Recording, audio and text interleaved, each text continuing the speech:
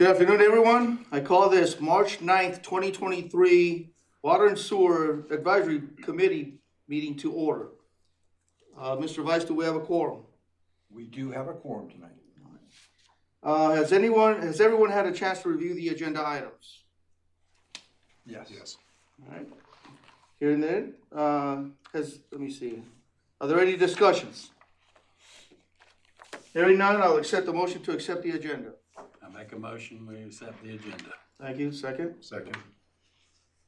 All in favor signify by saying aye. Aye. Any opposed? Motion carries. Agenda adopted. Have you had a chance to review the last month's meeting minutes? Yes. Are there any omissions or corrections?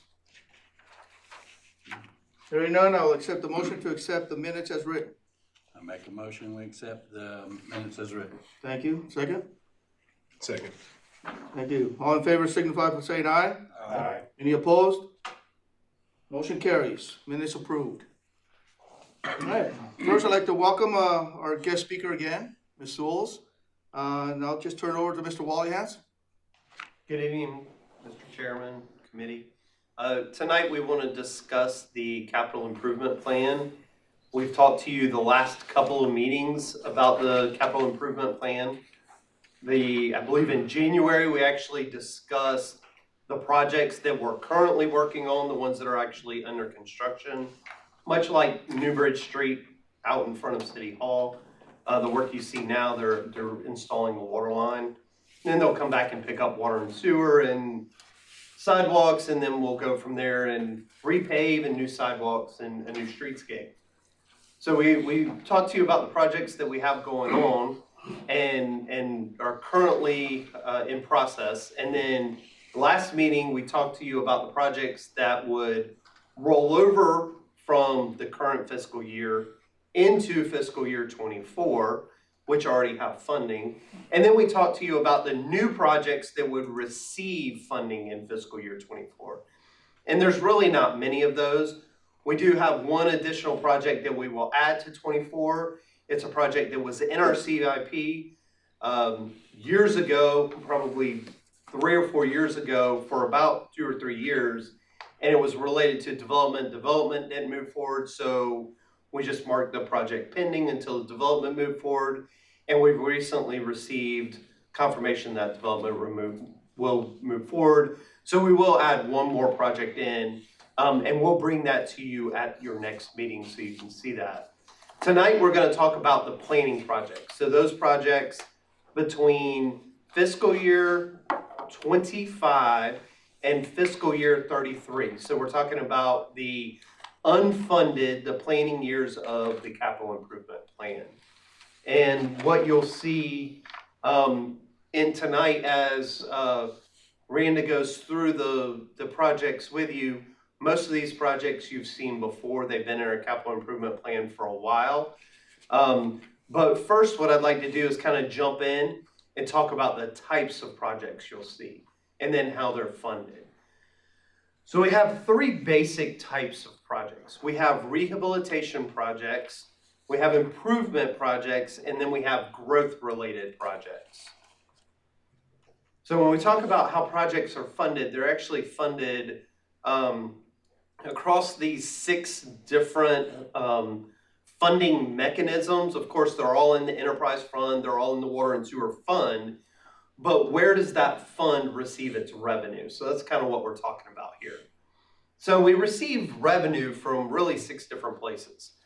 The first and probably most prevalent is the water and sewer bill that our residents pay every month. So we'll call that the usage. They pay for what they use. So we receive revenues from monthly water and sewer bills.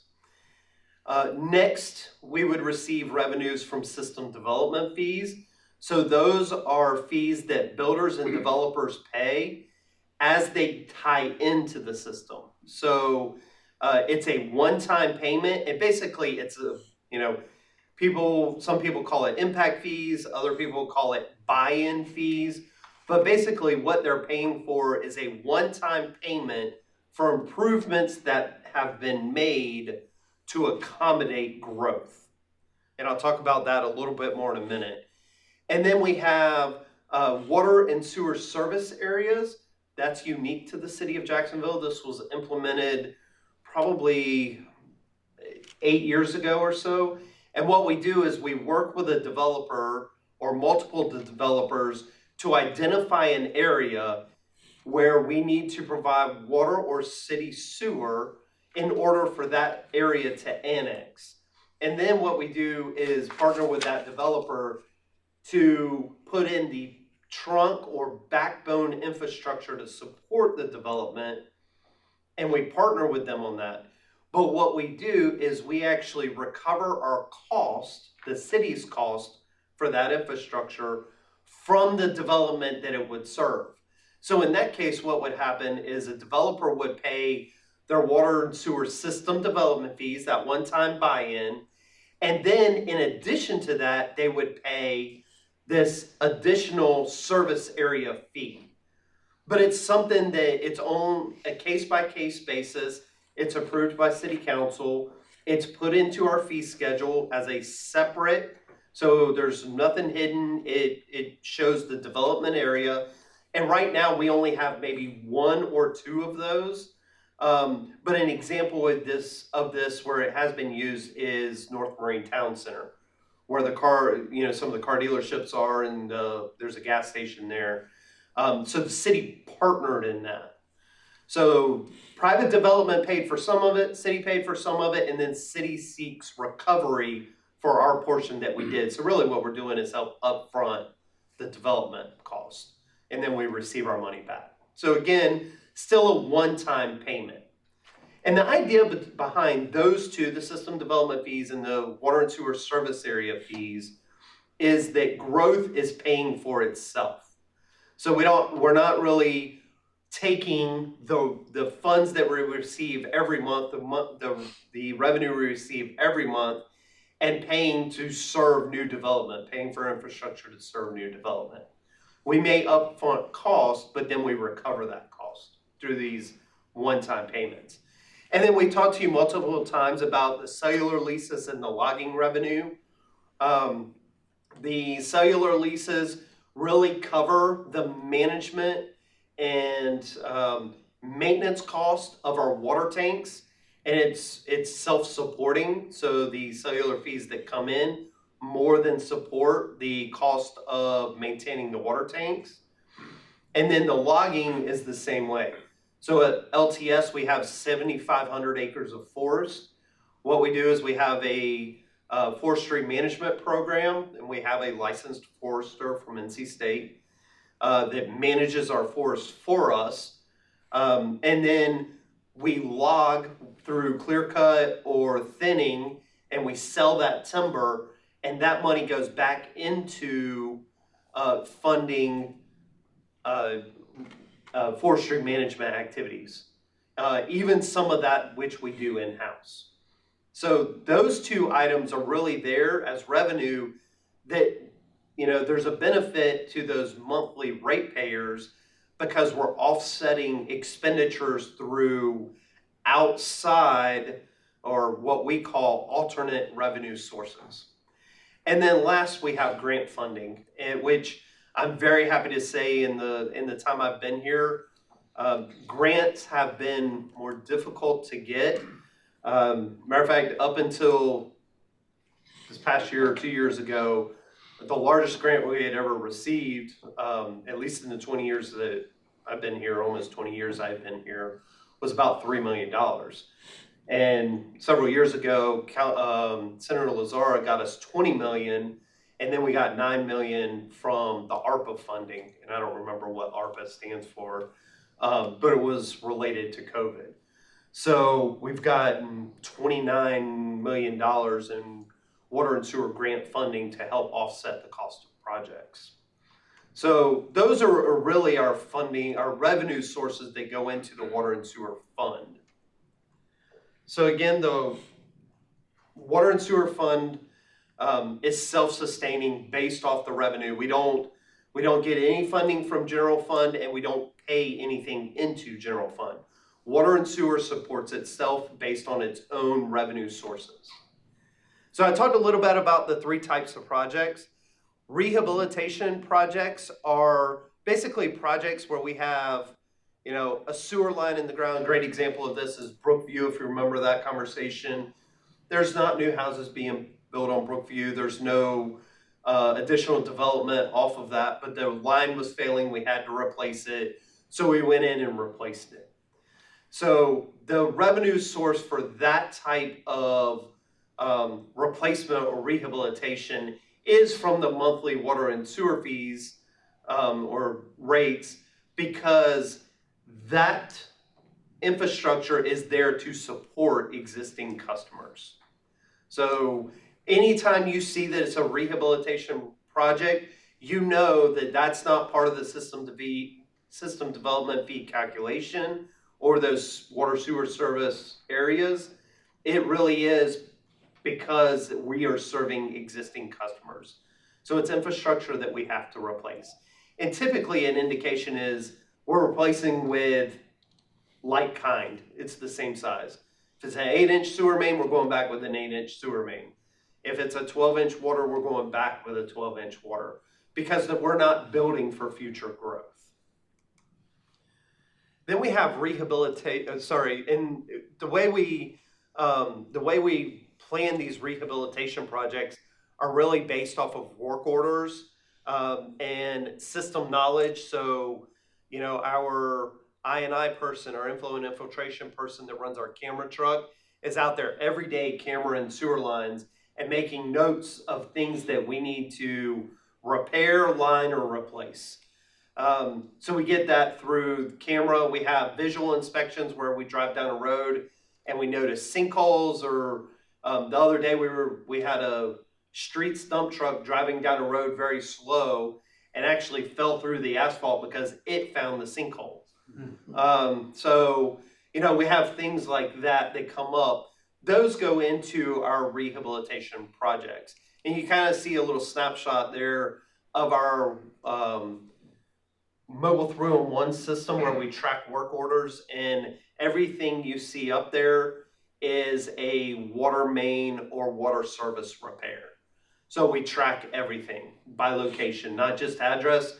We geolocate all of those and tie it to specific segments of water main. And we do the same for sewer. Next, we have improvement projects. So this is a mix between rehabilitation and projects that will be larger, so they would accommodate some growth. So what we do there is we kind of split fund those. The portion of the project that serves existing customers would pay for that portion of the project. Anything new would be charged through system development fees.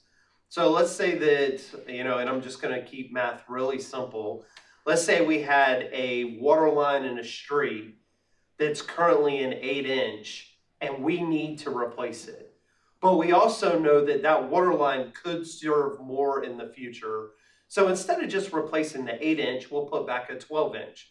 Well, if it would cost us $10 to replace it with an 8-inch, but it costs us $15 to replace it with a 12-inch, then the $10 would be picked up by the ratepayers, and the additional money would go into our system development fee calculation. So we actually identify what is above just the replacement cost. So basically, the development would be paying for those improvements.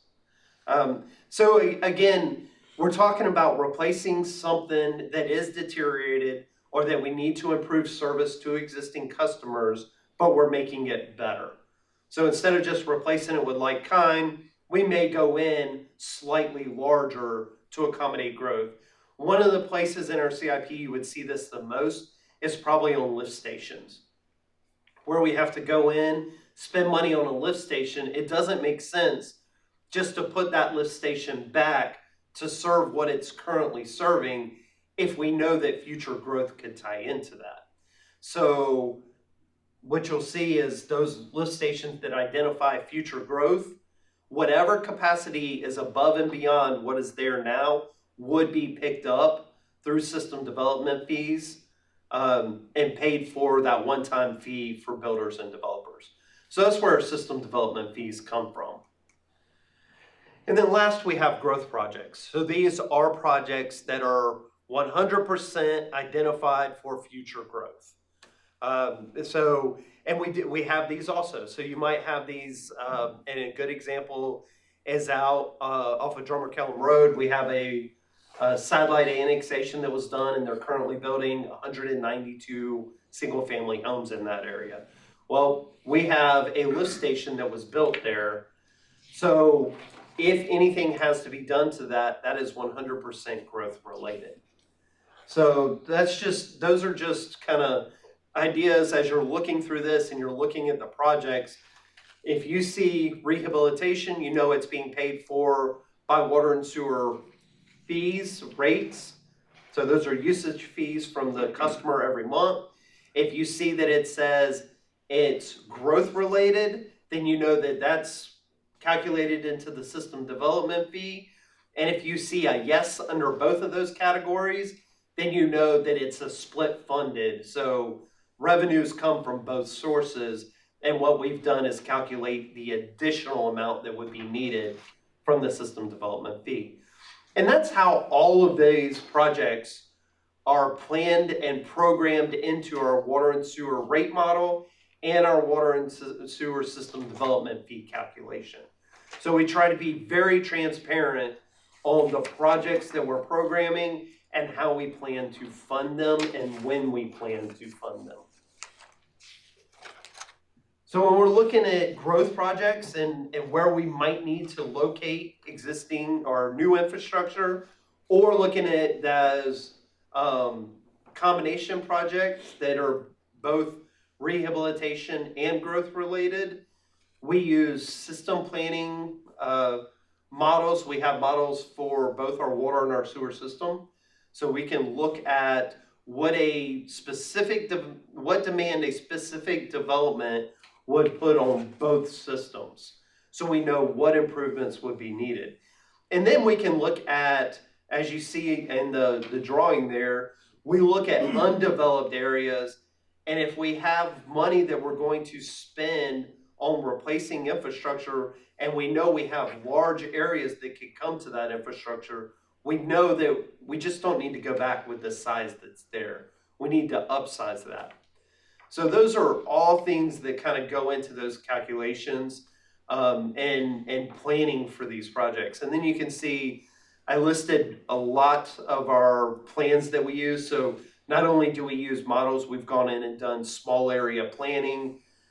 We've done system-wide planning. And the last system-wide plan we did is probably getting to be about 5 to 8 years old now. So it's getting very close to being time to come back and at least update that plan. And we do that through keeping notes on everybody that we've talked to, everybody that planning's talked to. I know that you see in your WASAC report that you get every month, projects that have been approved, projects that have been submitted. All of those go into tracking where we need infrastructure and what infrastructure we're going to need to serve those. So that's what we use as we're going through and planning the projects that you're going to see tonight. So with that, I'm going to turn it over to Randa, and she's going to walk you through the projects that you're going to see tonight. Like I said, I think maybe all but about 2 are projects that have been in there. They've been in there multiple years. They're based on those plans that we just talked about. And then she'll show you where we've planned those. And then at the end, I'll pick it back up and kind of talk about what you're going to see at your next meeting and what we're going to ask from you. So with that, I'll turn it over to Randa. Good evening, all.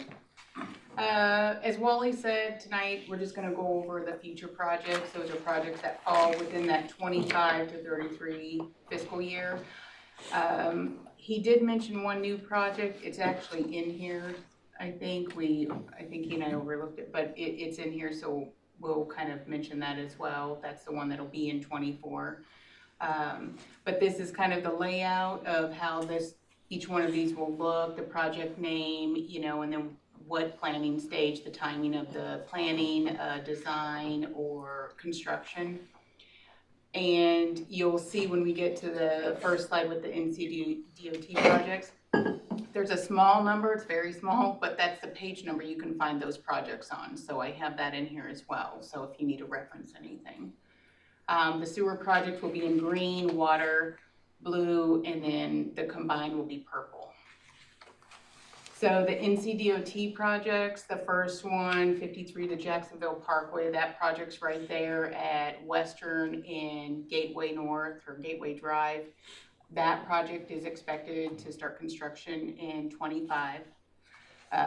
Same thing with the US 17B Marine Boulevard. That project will be right there on US 17 where Gum Branch or Bell Fork is. That project also expected to start in 25. The next one down there, the 258 Super Street, that project ranges, it starts at, I believe it's Pony Farm Road down to 53, right? That project and the next three, the design will be in 27, but the construction is expected in 29. The Western Boulevard access medians, that is from the 17th to the 24. And then the 258 at North Carolina 24 interchange. Again, that one's expected to start construction in 29. And again, while that says NCDOT projects, that is NCDOT planned projects that will have an impact on our infrastructure, so our water and sewer, or water or sewer. So when you're looking at this, we have to pay for the relocation of our own, for 50% of the relocation of our facilities. So when you're looking at these projects, it may not be something that we would have planned to do in this year, but because of that project, we're forced to, and that's by law. So as you're looking at those, if you have any questions, let us know. But we've got all of those planned in. I think all of these have been in there multiple years. We just try to update them every year to match DOT's actual timeline. And again, you can see by that, like the first one and the third NCDOT project that's on there, those are water, and the other three are all combined, the water and sewer. The next one, we're gonna start with the sewer projects. For the most part, I'm not gonna go into a lot of detail because these are future projects. They won't be funded this, in the fiscal year 24. These are all up ahead there, but I do want to go over a couple because they're going to kind of coincide with a very large project we've been talking about, the Western Regional Sewer System Project. That one, the first phase, the first contract of the first phase goes out for bid next week. So with that said, Western Trunk Sewer phase, or the Western Trunk Sewer, this is the second phase of the larger project. This is a construction of a new trunk sewer, and it'll serve the area that's north there of Western Boulevard. We're planning design in FY26 with construction to start in 27 and 28. And then following that one is the Western Regional and Main Pump Station interconnect. That project will connect the new Western Regional Pump Station that we'll be building in this first phase with the main pump station. And we're planning design when the second phase there is going to be completed around FY28 with construction to start in FY29. And then the Bryn Mawr Forest Main relocation. Right now we have design in FY32 and then the construction to start in FY33. And again, if there's anything that you have a question about, or if you want to look at the project itself, I have the page numbers just below the name of it on there. The next is all our, the I&I. So of course, these projects are every 3 years. And so FY25-26, design in 25, construction in 26. We have that third year, that middle year that we use to do the investigation. Our people go out there, whether they're doing the camera work that Wally had already mentioned, anything like that to figure out where we need work done. But each one of these, obviously, FY28-29 and FY31-32, again, they're every 3 years. We just have that 1 year in between to do the investigation and find out where that need is. I know we've talked about those several times in the past. I think the importance there is I&I is an ongoing challenge that we will face. All sewer systems face challenges with I&I. And basically, I&I is water getting into the system that shouldn't be there. So, we're talking rainwater, which will be inflow, or groundwater, which will be infiltration. That's where the I&I comes from. And again, this is an ongoing program, and we plan to continue this program because it's very effective in recovering capacity and helping us stay off having to make additions to our treatment plant or build new treatment plants. So this is one of those programs that's very important to continue. And although you don't see them, we have them planned out past the 10-year window. The idea is this is a program that will continue. And even though they're every 3 years, sometimes during the investigation, we'll find areas where it needs to be done a lot quicker. So they don't, those projects start out as part of one of the I&Is, but we have to get it done quicker. We pull it out and it's a smaller project. We don't have it sit there and wait, until the design and, whatever I&I it's falling into. If it's something that needs to get done quickly, then we're gonna do that. And we do that quite a bit throughout the year. Next is our water projects. So I think the Country Club area water system is the one you were referencing earlier because that's where the money was reallocated. This is an older project, and it was a result of a 2011 evaluation of the Onwassa infrastructure and what sort of capacity they could handle, and I'm not sure about the other part of it, Juan. So we looked at this system. Right now, this is the Country Club area and Sunset Acres are served by Onwassa because they were county lines when that area was annexed into the city. So Onwassa provides water, city provides sewer. The challenge there is, we'd like to see that area come into the city, but Onwassa doesn't necessarily own those lines. They lease those lines from the county. So they're not Onwassa's lines. And really, Onwassa pulls from the same water sources we do. They treat very similarly to how we do. So water quality is not an issue. Water quantity is not an issue. Really, the only issue we have in that area is customer service. So if a water main break happens in that area, they call us, we call Onwassa, right? So we're kind of the middle person that's involved. Or the other piece of that is the fire hydrant spacing in that area does not meet our current standards. And we would like that to bring the fire hydrant spacing up to current standards. And the reason for that is because it helps with our ISO rating across the entire city. So, which affects homeowner insurance rates.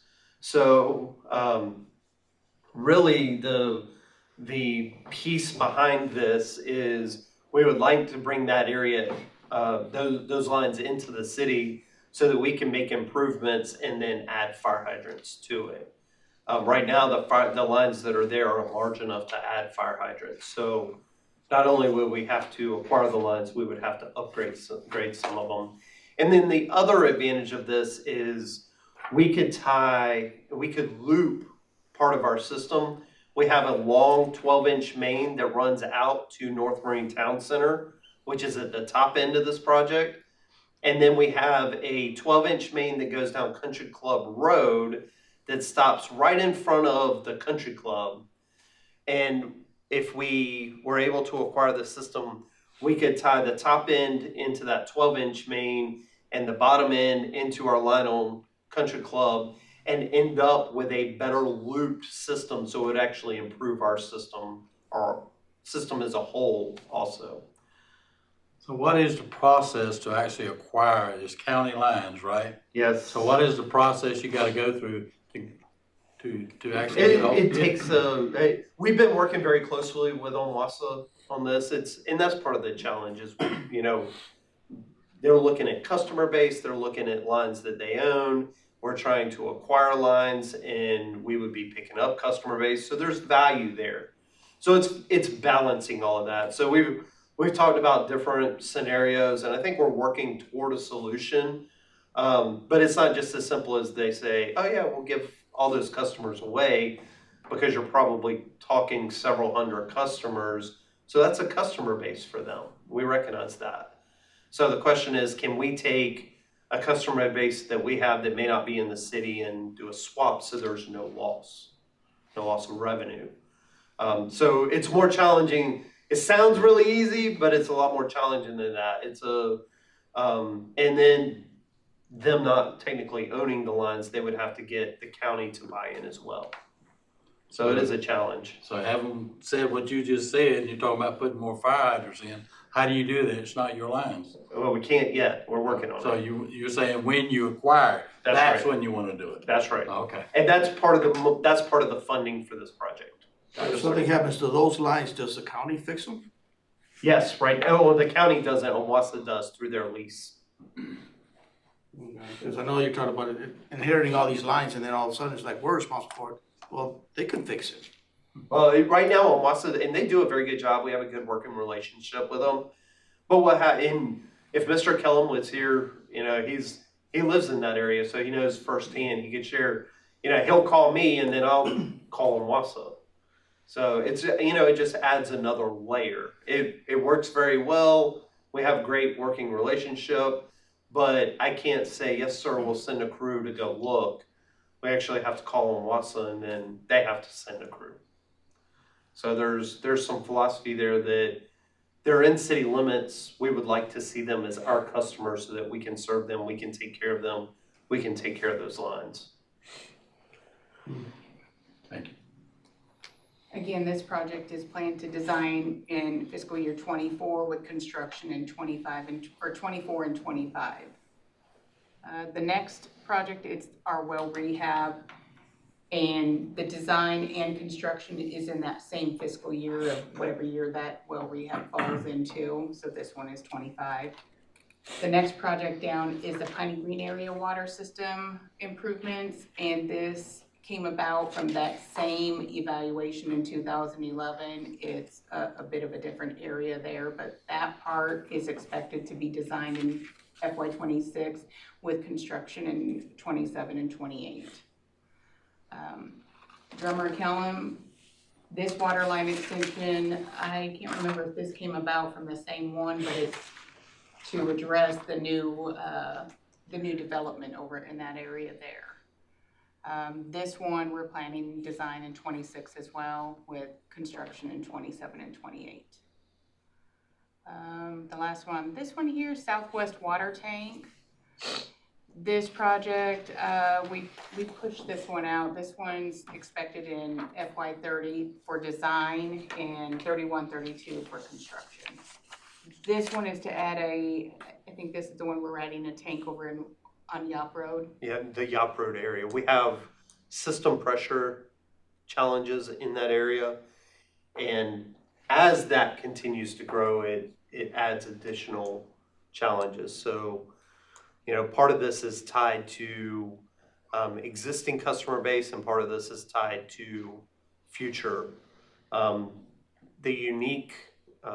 uniqueness and interesting part of this project, the Southwest Water Tank project, is if we put a tank in that area and we mirrored the Commons tank, we could actually bring up pressure across the city in some of the older areas. So there would be a benefit to existing customers of that tank as well. And then with that, we could supplement some of our existing tanks or even take some of them offline if we wanted to. So that's a unique project. It will take additional planning and modeling, but and again, Some of that is growth related, so we would want to appropriately time that project.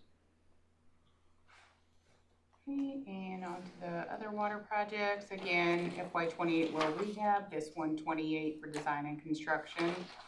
The Castle Hayne water supply wells, this one we pushed out for planning and design in FY28, and then design for 29 and 30.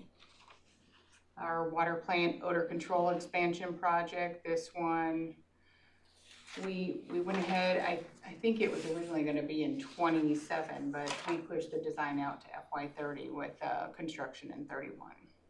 And the reason for moving that one is when you look at what we're currently operating at and trying to time bringing in new wells as needed for additional capacity,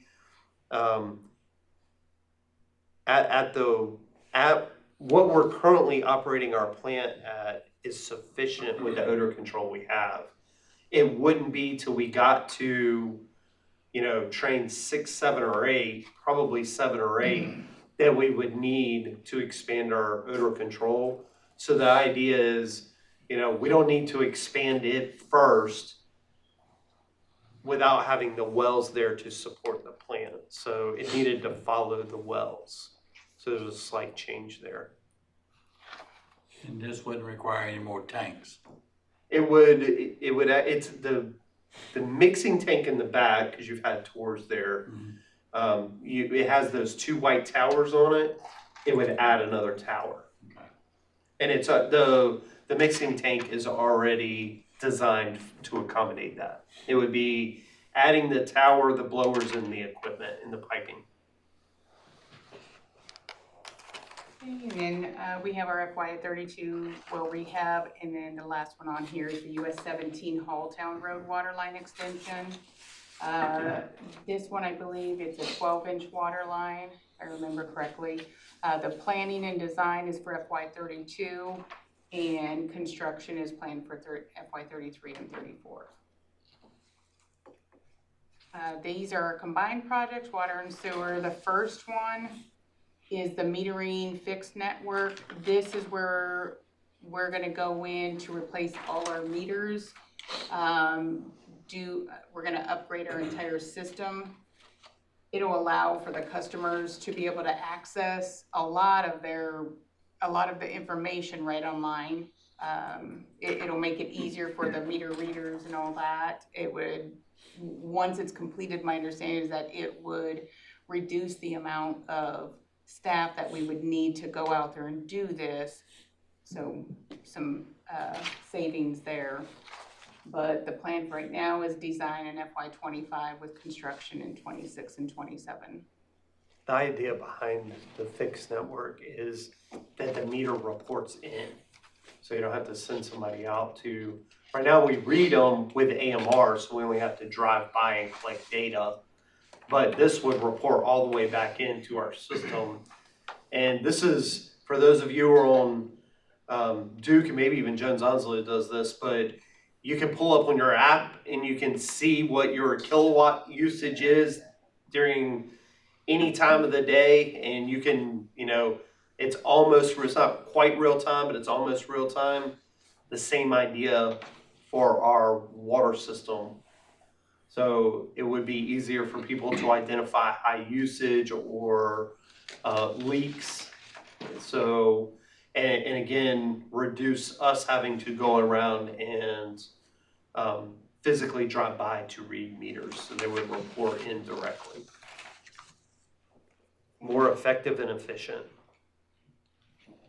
The next one is our FY26 infrastructure rehab project. That's an ongoing project, and it just helps us. We go out there, identify areas where our aging water and sewer pipes are, and plan for however we're going to repair them. This one here, obviously, it's always design in the first year and then construction to follow in the next year. Court Street Infrastructure and Streetscape Project, that one right now is in FY27 for design and then construction for 28. And then Sanders School and Thompson Road Rehab. This project is scheduled for design in 28 and then FY29 for construction. I think we moved that up this year. Any questions on those? Okay, these are the last three of the combined. So the again, our infrastructure rehab projects, there's two on here, 30. It's always design in the first year and then construction in the second year. So we have the Old Bridge Infrastructure and Streetscape project. That one is scheduled for design in FY32 and then construction in FY33. And we did move that one back a little bit because recently we did an evaluation of some of the existing infrastructure. It's in decent shape, especially for the age. And if you've been down that street recently, you notice that there's been some improvements made and funded by NCDOT, where they put bulb outs to make it easier for people to cross the street as they're going to court.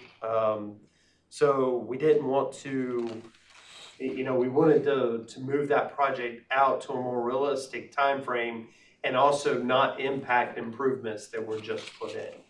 So that was the idea behind sliding that project back some. And there have been some improvements on that street recently, so we just don't want to impact those. And our infrastructure shows it's in pretty decent shape.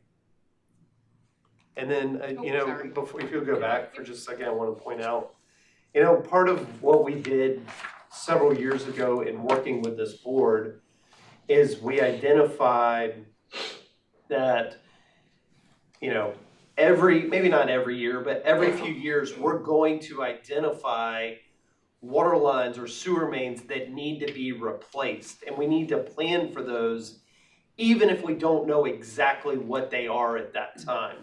So when you see, FY30 infrastructure rehabilitation and FY33, really those are placeholders for that program. And as we get closer, we identify areas that we plug into that placeholder. So an example of two projects that you're familiar with this year, one of those was the Lakewood water line and the other was Richards Drive water line. We've talked about those. Those were the FY23 water line replacements. So we had a placeholder as a program in there, and we identified those improvements that need to be made so that we programmed those in. So, and then I believe, another example of that would be Brookview. We had identified that as it was a placeholder, and we plugged in the appropriate road at the time that needed to be replaced. So as we get closer, you may see that name, the name may stay, but in the description, you would see the specific ones that we're looking at for that year. So in some of those, you may go in there and we've already identified the ones that we anticipate that we will have to replace. Now that doesn't tie us only to those, but as we identify them, we want to get them plugged in so that we, while he gets hit by a bus tomorrow, you want the guy coming in behind me or the lady coming in behind me to know what we were planning, because this should be a living document for the next 10 years. So the idea there is that it's very open, it's very transparent, and people know what we're planning to do. So again, it's that continuity of infrastructure. Does this also go to finance so they can better understand what the expenditures may be, so they can balance the rate hikes so that they're not like, oh, gee, there's nothing going on, so, and then all of a sudden we have a hike? That's actually a great preamble into the next slide that Deanna's going to give. That Miranda's going to give. Well, the first one is this one here. So again, this is everything, all the water and sewer that are in this coming up CIP 24-33. There's 6 NCDOT, 15 water, 12 sewer, and then 9 combined water and sewer. And we just covered all the future ones is what we just went over, because you've heard me talk to death 24 and all the ongoing stuff, so. So again, just to summarize CIP, these were just water and sewer projects only. In every year, yes, we're looking at a 10-year span, but it's that first fiscal year that is funded. 25 to 33 are the forecasted projects, and we move them back and forth just depending on, there's multiple things, but sometimes it's, the rates, going in there and looking at the rates and where projects are at and all that, and do we really need it this early on? It supports the rehab and projected growth, and then obviously financially support it through all the fees that Wally's already gone through. So that's the part you're asking about, that financially supportable piece.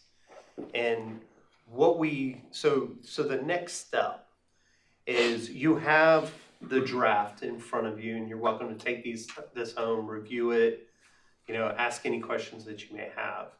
What will happen in the next month before we meet again is we as a staff will meet with finance. We will plug this into our model, and we will see how our plan works with our rate structure. So we want to verify that our plan that we've put together based on needs, now this isn't 100% of our needs, but this is, the needs that we can reasonably identify. We can't plan for those, unfortunate events or things that happen with aging infrastructure. But for our planned needs, that we can actually fund what we've said we need to do. So all of this information goes into our rate model. So over the next month, we will be getting this programmed in. We will run it multiple times. We will look at whether we need to slide a project forward a year or back a year because of rate. And then we'll identify whether there would be system impacts if we did that. So some of these, sliding it a year is not a major deal. Some of them could be. So those are things that we will evaluate. And then what you'll see at your next meeting is we will bring back to you any changes that we've made in 24, because really that is the only year that is funded. And we will bring back to you any changes that we've made for FY25 through 33. So if we slide a project a year, we'll bring that to you. We'll tell you that we slid it. We slid it because that's where it fits best in the rate model. And we think that we can support that based on the information that we have. And then again, we revisit this every year. So if we get, if we've slated something for 33, that's a long time. If I had a perfect crystal ball, Nick would be paying me to work for him, and you would figure this out. But, based on our plan, if we identify something that needs to move because of development or because of failure and it's got to move, then we'll revisit that next year. And then we'll have to readjust. But that's the idea behind this document. We want to plan for the year that we're funding, and we should have a really good idea of those projects. And most of those I could probably talk to you at length about all of them and why we need to do them. And then as we move through the planning window, we're using the information that we have at hand and what we're seeing in the market and what we're seeing in our infrastructure and our calls for service. And we're making those decisions on where those best fit based on all of those plus our rate model. Is that financially supportable? And then we line those up to the best that we can. We'll bring that back to you and we'll ask you for support so we can carry it to City Council. So that's kind of where we stand at this moment. So we're not asking for you to say, yep, we support that one right now, carry it to City Council. What we're saying is, here's our draft plan. We're going to enter this into our rate model. We're going to look at what this does to our rate model. And then we'll bring that back to you next month. And we'll prepare that, ask you for support, and that will go to city council. In the meantime, we may start preparing to present to city council, because we do need to get in front of them with at least the projects that we're currently working on, give them an update on those. And we need to give them at least an idea of the projects that we're planning for next year, because those are the funded projects. And then, as always, it's not actually adopted, the CIP is not actually adopted until the budget's adopted. So we would have all the way up to May or even possibly June to make revisions as needed. But for right now, this month, we will go put this into the rate model, we'll run the rate model, we'll slide some things around and see if they fit better, or, you know, if we can do that, and then we'll bring any changes back to you and ask for support at your next meeting. May I be a rebel for a minute and say, that is your perspective. The board has a perspective too, and I would encourage the board members to understand their perspective. We're not just rubber stamping Wally's good work. If you're in a community and people are talking to you and they say they want to slide something a year or two, and you don't think that's a good move, we need to express that to Wally and his staff, because he may find something else to balance that. Or if they comes out and they say, you know, we have to do all this and the rates are gonna jump by 100%. Again, we have a different perspective, because there is no work that they do that isn't necessary, but there is no rate that we will accept. That's right. I should say there's no rate increase we accept. So as board members, you bring the community's concern with this, and so your understanding of what is in the current year and what they're planning out.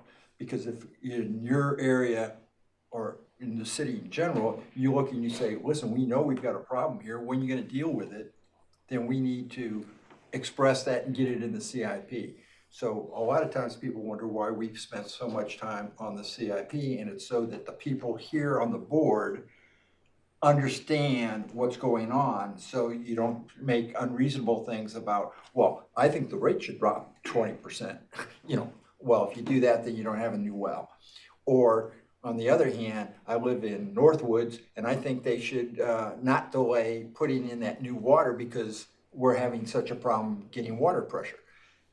And we have things that we see, the staff doesn't, because they're not always where we're at or people talking to us.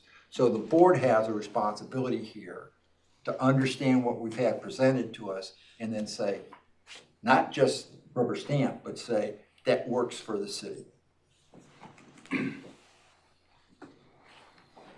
All right. So we, Let's see if Wally put in an extra slide. No. Next time I'm gonna do that, just to test her. Always a last minute one, so that's it. I didn't know if anyone had any questions. Again, the book, and if there's anything in there, let Wally know and. Thank you. Thank you. yeah, thank you for doing that. That's a lot of knowledge. It's a good thing that throughout this time that we've had these meetings, we've covered a lot of this, so Yeah. as you're speaking, we know what you're talking about because you've discussed it in detail before. But like Mr. Nichols said, you know, review time is to look at this thing and if it works, and if it's in congruence, of course, you know, obviously you got a good plan going. There's not much we can change other than express our concerns on what you don't see. But other than that, we can, if you concluded, we can go into any open discussions that we may have concerning anything that was talked about. Any other questions or anything?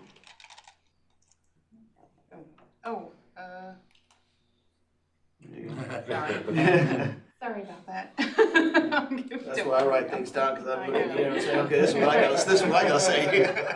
I would like to say one thing. I'd like to thank Derek for sending all this out to us.